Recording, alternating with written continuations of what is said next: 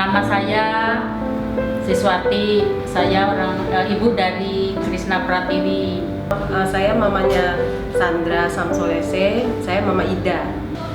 Nama saya Sri Hartati, mamanya dari Clarissa Samsolese.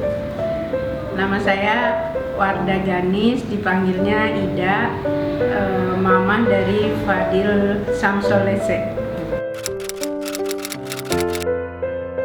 Lupa saya. Udah lama sih, udah 20 tahun lebih. Itu mah udah mau kiamat deh, takut hilang, diculik gitu. Itu yang nggak bisa dilupain gitu. Sampai sekarang. Jadi Nggak ada. Kalau Nina itu memang kecilannya agak rada ini ya, adatnya agak keras. Dia lucu kan badannya ya, dari kecil emang dia udah gemuk, jadi banyak orang pada gemes dia gitu.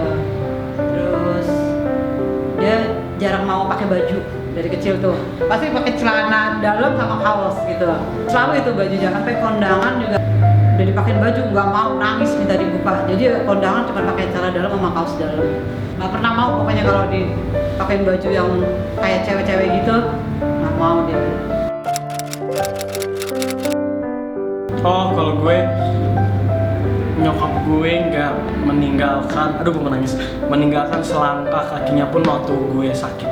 Momen dimana gue bisa memberikan kelulusan kayak kelulusan gue itu ke nyokap gue, karena nyokap gue tuh pengen banget dan senang banget kalau gue tuh bisa menyelesaikan kuliah gue itu. Kalau gue setiap momen bareng nyokap sih, soalnya dari kecil gue udah ditinggal sama nyokap bokap, dinas dan segala macam. Jadi tiap ketemu, tiap nyokap pulang tuh jadi kayak jadi satu momen berharga lah tiap ketemu gitu. momen paling berharga, Aduh mampu gue. mungkin ya mungkin ya detik-detik gue sama nyokap gue, kayak mungkin waktu kehilangan bokap gue, terus kita mungkin survive bareng buat ngehidupin keluarga kita gitu. Terus akhirnya gue lulus, ada nyokap gue, alhamdulillah. Gitu sih. Iya, kelulusan jadi momen indah juga. Iya benar.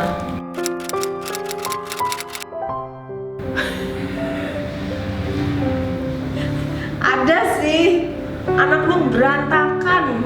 Aduh, kadang-kadang suka sampai aduh, kamu anak gadis gitu loh. Nggak rapi orangnya mah. Jadi kalau itu sih, kalau tante sebelnya gitu. Apa ya? Bingung juga ya saya, soalnya kan Nina kan saya tuh, dia kecilannya saya tinggal, saya kemana-mana, saya begitu besar, saya baru sekarang di Jakarta lagi baru 1 tahun.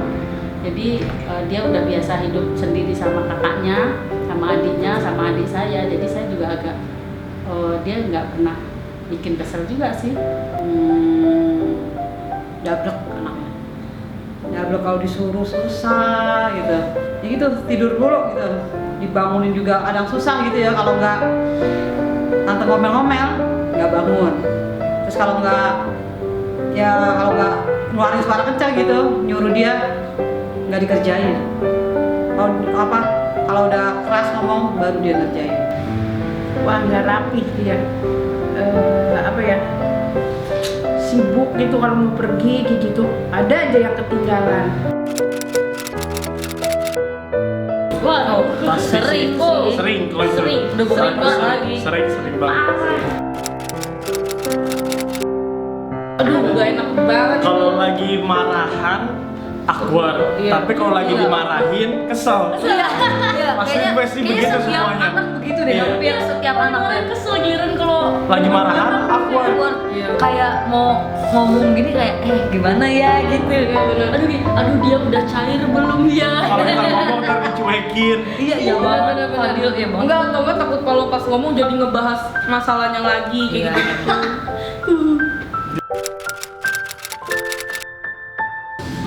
Iya. gitu.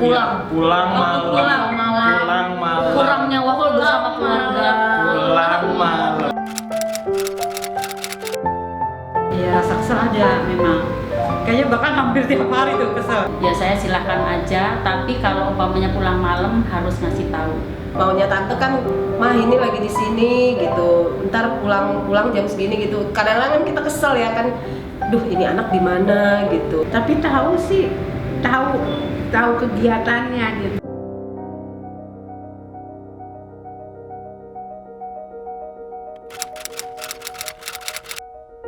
Kita selaku orang tua kan pasti pengen bikin anaknya sukses ya, sukses dunia akhirat lah gitu. Saya dukung aja. Gimana enaknya dia ya, gimana enaknya si Nina, ya saya dukung aja. Yang penting kamu bisa menjaga diri, ya kan, bisa inilah ngelayanin orang yang baik gitu. Kalau tante sebagai orang tua support gitu. Jadi awalnya yang tadinya nggak ngerti apa sih ini, untuk apa gitu kan. Tapi makin kesini juga dia kayaknya seneng gitu kan. Terus dia juga suka cerita kan, mah tadi gini cerita sama tante kan. Oh iya nih, oh jadi tante juga ngerti kan apa yang dia kerjakan, yang mereka kerjakan itu kan tante jadi ngerti gitu. Oh iya positif kok gitu. Jadi ya udah sampai saat ini sih ya tante tetap dukung lah. Sebenarnya sih harapan orang tua ya maunya yang anak ada penghasilan rutin, kerja di suatu tempat. Tapi kalau anaknya nggak nyaman ya buat apa juga. Kalau memang di sini sekarang ini saat ini profesi Lisa begini, kalau memang dia nyaman ya saya support, dukung. Enggak, saya nggak pernah direpotin sama Nani, enggak, sampai detik ini, sampai sekarang ini dia tidak pernah merepotin, nggak pernah repot gitu, nggak pernah ini, jadi udah mandiri sampai sekarang. Ini repot nggak?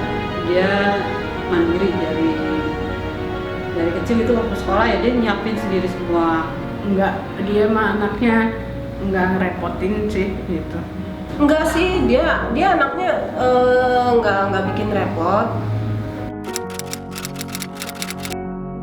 Hebat. Super. Kenapa? Hebat. Aduh, oh my god, aduh, dilahirkan dan dibesarkan. Pokoknya kita akan kasih yang paling bisa kita kasih deh, soalnya yang dia udah kasih kita tuh nggak ternilai banget harganya. Jadi mau diganti kayak apapun, Bingung gak sih lo mau? Kita bisa ada di sini aja, di dunia ini aja nggak bisa kita ganti pakai apapun. Ya bukan barang gitu ya, bukan memberikan sesuatu barang gitu, tapi ya dari perhatiannya aja. Saat tante ada di rumah sakit, dia itu perhatian. Tante pernah dirawat itu, dia yang ngurusin semua aja. Oh iya, dia ini umroh, maksudnya dia dapat sesuatu, terus mama mau umroh kayak gitu, terus Yang kemarin pas ulang tahun aja, mereka berdua ngerjain saya, jadi keluarin gue itu, saya jadi kayak kebingungan juga saya kok anak-anak. Disitulah saya iniin anak-anak itu ya, saya udah istilahnya ada perhatian walaupun sedikit, istilahnya kue sedikit tapi ada ininya gitu. Hampir setiap tahun kalau tante ulang tahun dia pasti kasih surprise. Pasti. Kalau itu dia selalu ingat. Bahkan kadang-kadang tante lupa tante ulang tahun, dia yang surprisein gitu. Dan dia kemarin itu kasih bunga besar banget gitu. Dia selalu surprisein tante. Bahkan ulang tahun perkawinan juga dia selalu surprisein gitu. Dia mungkin anaknya agak kayak cuek gitu, tapi dia selalu ingat gitu. Selalu ingat kalau mama ulang tahun pasti dia surprisein. Tiap tahun dia nggak pernah lupa gitu. Waktu itu kan masih magang ya, magang lagi di satu tempat itu. Pulang kerja tentunya dia ngasih bunga gede banget. Padahal ulang tahunnya kan dia udah surprisein jam 12 malam. Totonya dia pulang kerja, dia bilang, mama, dia bilang gitu, dia kasih bunga besar banget gitu. Saya, enggak, ini berapa lagi duit kamu? Saya bilang, enggak, ini murah dari temen pesennya gini-gini gitu. Dia, padahal malam dia udah surprisein kan, yang beli donat apa gitu. Saya pikir nggak ada surprise lagi kan. Nggak taunya dia habis pulang magang dia bawa bunga gede banget. Saya sampai ya nggak nyangka gitu. Tiap tahun dia memang kasih saya bunga. Tiap tahun kalau saya ulang tahun pasti dia kasih tante bunga. Cuman yang kemarin itu mungkin karena dia udah punya gaji, udah punya uang, jadi dia kasih bunga gede banget gitu. Jadi dia terharu aja gitu. Wah, ini anak gitu. Ingat hal kayak lagi seneng sama nyokap, gue kadang merasa kayak sedih, terus kayak apa ya, nyokap selalu ada kapanpun sih, kayak walaupun jauh. Iya, walaupun jauh, kayak simpelnya misalkan kayak waktu itu gue sakit dan harus dioperasi waktu itu. Dan waktu itu nyokap belum tahu kalau gue harus dioperasi, dan nyokap dari gue masuk ke rumah sakit, nyokap dari Semarang langsung ke Jakarta cuma buat nemenin gue masuk ke rumah sakit kayak gitu. Dan itu jadi kayak momen yang gila sih. Paling sedih banget adalah paling kalau misalnya nyokap sama bokap gue lagi berantem, itu sih yang paling kayak kadang kayak mungkin kadang kayak semangat kayak kok orang kayaknya keluarga nggak ada yang berantem ya, padahal pasti setiap keluarga mungkin ada yang berantem. Cuma cuma yang paling gue sedih itu sih, gue paling sedih banget kalau ngelihat nyokap gue nangis atau ngeluarin air mata. Nggak ada duanya, nggak ada gantinya. Kalau gue udah membantah omongan nyokap gue, kalau gue udah ngelawan sama nyokap gue, karena tapi itu beneran terbukti gitu. Jadi kayak misalnya gue melakukan apa terus nyokap gue udah bilang kayak jangan, tapi masih gue lakuin, dan itu tuh emang bener kejadian. Entah gue gagal, entah gue jatuh, entah gue apa, itu bener gitu. Itu kayak bikin gue aduh. Terus nyokap gue jadi sedih, apalagi kalau gue bentak dia. Itu sih gue nyeselnya itu sih. Makanya gue sekarang belajar untuk kayak kalau dia marah ya udah, lo jangan bentak dulu. Waktu gue masih udah ngerti kalau dia marah gue bentak balik, tapi dia nggak yang kayak mencak-mencak gitu. Tapi di sisi lain dia sometimes pernah nangis gara-gara gue berantem sama dia. Itu bikin gue kayak oh gila sih. Gue selalu mikir gini, kalau nggak ada dia, kalau nggak ada dia, gue juga nggak ada di sini. Gue nggak akan bisa kayak gini. Gue momen tersedih apa ya, mungkin ngeliat nyokap gue capek cari uang sendiri. Mungkin kan karena dulu kalau waktu ada bokap gue, mungkin dia cari uang, dia nggak kerja. Waktu itu sih kerja, cuman papa pasti kan semua tanggung jawab papa buat nyari nafkah atau apa. Dan sekarang mungkin kan kaget atau apa, nyokap gue jadi pindah semua ke nyokap gue, bebannya tanggung jawab di rumah, terus tanggung jawab sekolah anak-anaknya, pendidikan anak-anaknya, sama adik gue paling masih kecil. Terus dia harus ngehidupin keluarga. Nah itu kalau gue sedih kalau gue ngeliat dia kayak misalnya udah pusing gitu, udah pusing mau gimana, terus udah lagi ya gue sedih aja kalau nyokap gue marah sama gue gitu. Maksudnya mikirnya kayak gue mikirnya kayak gue juga jahat banget gitu. Udah nyokap gue cari uang buat gue gitu, tapi gue masih nambahin beban pikirannya. Ya walaupun gue nggak ada maksud sama sekali buat nambahin beban pikirannya, ya aku sih sedih di situ. Sedih kalau ngeliat mama sampai marah-marah karena mungkin capek atau apa, atau mungkin aku salah. Itu sih momen yang sedih kalau mama tuh lagi marah. Kalau gue harapan buat mama adalah sehat selalu. Kalau gue semoga mama bisa banyak rezekinya dan makin sayang sama dia. Kalau gue semoga ibu selalu ada di samping aku di segala macam tiap jenjang tingkatan yang selalu aku naikin, ibu selalu ada sama. Amin. Bahwa gue semoga mama bisa ngertiin aku, ya bisa ngertiin aku yang begini adanya, dan semoga kita bisa hidup bersama. Nina, ibu mengharapkan Nina